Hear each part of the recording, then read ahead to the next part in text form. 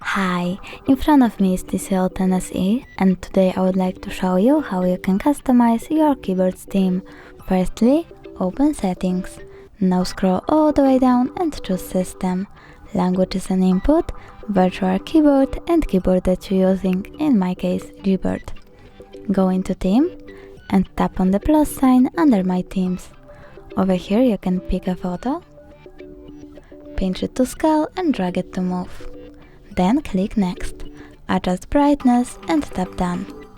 Lastly, Apply. As you can see, theme of my keyboard has changed. Thanks so much for watching. If you enjoyed this video, don't forget to leave a like, comment and subscribe. Bye!